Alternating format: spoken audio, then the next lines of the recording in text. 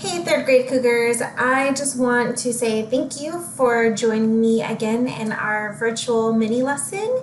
And I wanted to mention that I am seeing the work that you are uploading to Class Dojo, and it makes me so excited.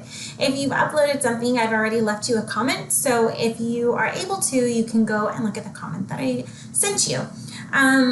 I love when you send me your work and I can see the hard work you're doing at home. But if you're not able to upload it and you're still doing your hard work, you guys, I'm so proud of you. All right, let's go ahead and get started in our mini lesson. Again, welcome back to today's lesson. We are excited that all of you guys are back for another day of learning. We can't wait to have Community Circle on Friday. So today what we're going to do is going to be kind of like what we did on our last mini lesson, but we're going to add something at the very end. So, today we will quickly review our anchor chart from yesterday about how to rev up your minds before reading nonfiction and what you should think about while reading nonfiction. Then we will review how to take notes using box and bullets. I also want to start our day with our word of the day. And our word of the day, you guys, is vivid. Vivid. It says, Denitra was taking a photography class on the weekends. She loved taking pictures of the sunrise because the colors were always so bright and vivid during that time of day. So let's think about the sentence and how it uses the word vivid. She loved taking pictures of the sunrise because the colors were always so bright and vivid during that time of day. So I want to help you with this before you pause and write your answer. There is a synonym in that sentence that lets you know what the word vivid means. So I want you to go ahead and pause and think. That she likes taking pictures of the sunrise because the colors are always so bright and vivid during that time of the day. So go ahead and pause and write on a piece of paper or a Post-it note what you think vivid means. Okay, you guys, so the synonym in that sentence is bright. So sometimes when we don't know what a word is, and the word before it or after it is and, the word that goes along with it usually means the same thing. So she loved taking pictures of the sunrise because the colors were always so bright and vivid. So if you thought that vivid meant bright or another synonym that goes along with that, good job. All right, so let's go back to our lesson for today. Okay, so let's review a little bit before we get started. So remember, when you are reading nonfiction, whether it's a book or an article, it's important to rev up your minds. So again, that is reading the titles and the subtitles, looking at the pictures and reading the captions that go along with the pictures or illustrations, if there are some. And are there important vocabulary words in the article or in the book? A lot of times important vocabulary words will be bold, like this. They will be underlined, italicized, or slanted a little. And they might even be highlighted. So when you guys read slithering snakes, the bold word was scoot, right? So, but we're going to read a new article today. So when reading nonfiction, preview the text to figure out what it might be about and how to read it. So today, I'm going to scoot on a little bit ahead and then I'm going to come right back. We are actually going to start reading Animal Helpers. And so I want to kind of preview the text to see what we have. So it's titled Animal Helpers. We have some subtitles, Rescue Dogs, Guide Dogs. Ooh, I see a vocabulary word in here, service animals, mini horses, and therapy dogs. And they all have a picture that go along with it. And as soon as I saw this, you guys, I made a connection, because remember when we read about many horses, that's the first place my mind went when I saw the picture in the subtitle. We also have a picture here of a woman at a grocery store, and she has a dog with her. So now that we have previewed what we're about to read, let's go ahead and go on to the next one. So when reading nonfiction, remember to recall prior knowledge. Think to yourself or talk with someone about what you know about the topic. So animal helpers. I had a friend in college actually who had a service dog, and the service dog used to go with her to like the convenience stores, to class. So that's kind of where my mind went when I saw the vocabulary word service animals. And also my mind went to the mini horses, because we actually read an article about mini horses a couple of months ago.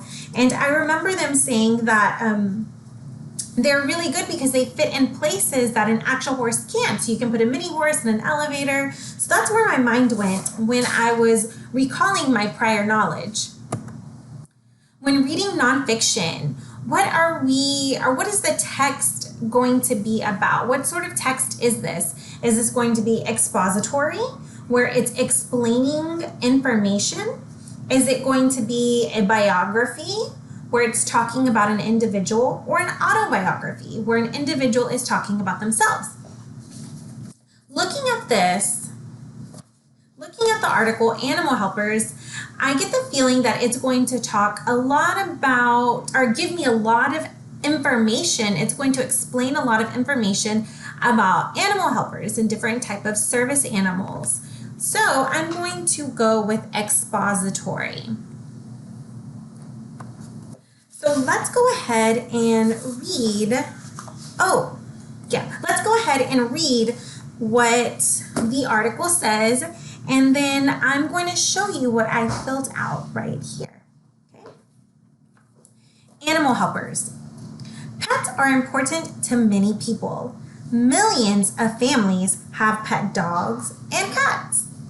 Some families have other kinds of pets, like hamsters, lizards, bunnies, and birds too. Oh, that makes me think of one of my students. But some animals do more than just keep us company and make us laugh. We call these animals service animals, and they do work that helps people who are lost or injured.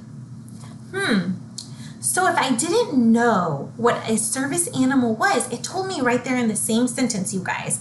It says, we call these animals service animals, and they do work that helps people who are lost or injured. Service animals also help people who have disabilities. These animals help people with special learning needs or people who can't see or hear.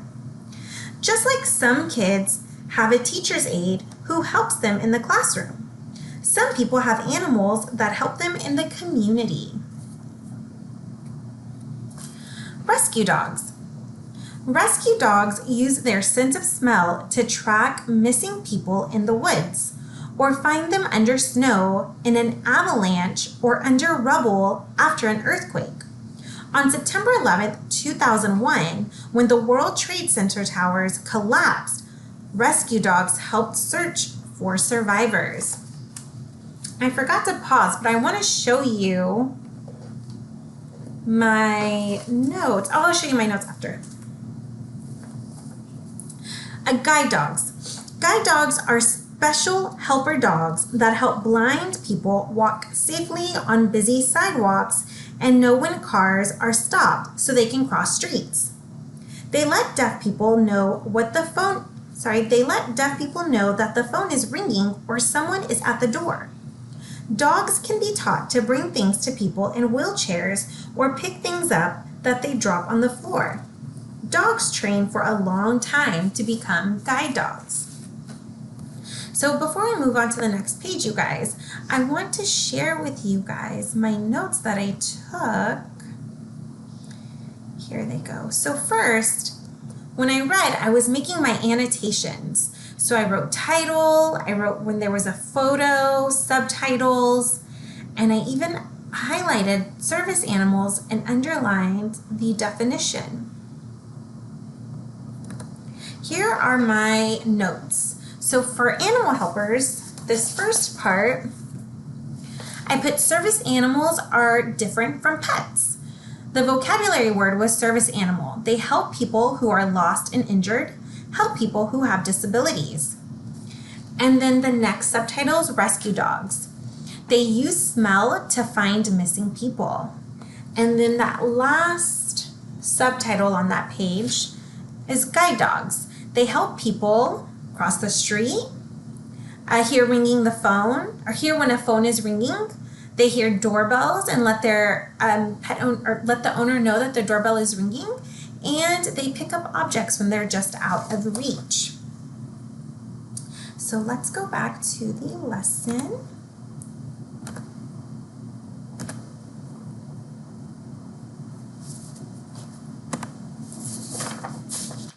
Mini horses.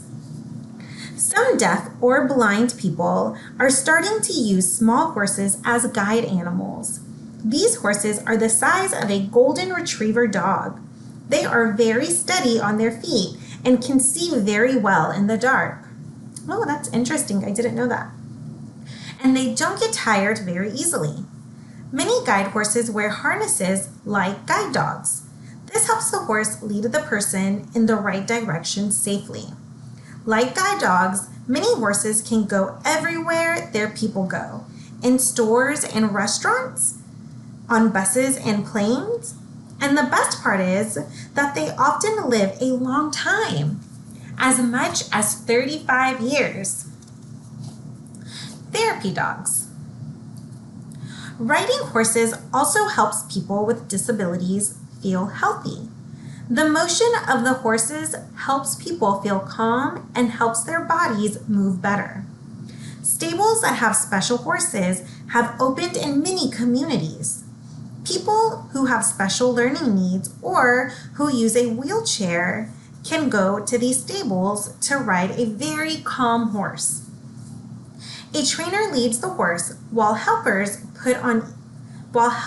stand on each side of them to make sure they don't fall off. Training animals to help people takes time and patience, but service animals seem to love their work and people appreciate their help. Okay, you guys, so now what I want you to do, just like last time, I want you to go ahead and pause, and I want you to take notes on mini horses and therapy horses.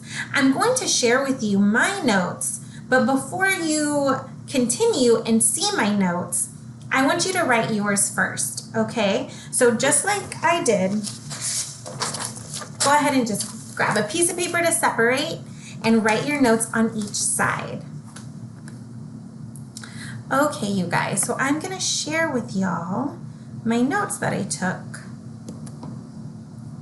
for mini horses. So I put mini horses, they help blind and deaf people. They can direct someone where to go. They can go a lot of places. So they mentioned like an airplane, restaurants, and they live long. For therapy horses, they're very calm horses. They help people with disabilities move better. And there's a trainer on each side of the horse to keep the person on the horse safe. So if your notes do not look like this, you guys, it's okay. It's totally fine. We're not going to have the exact same notes. The important thing is that you are doing your lesson with me. Okay. All right, you guys, so let's keep going. Oh, before we get to your turn, I also want to talk about boxes and bullets, you guys. So when we're taking notes in these 3 columns, like this, that's great.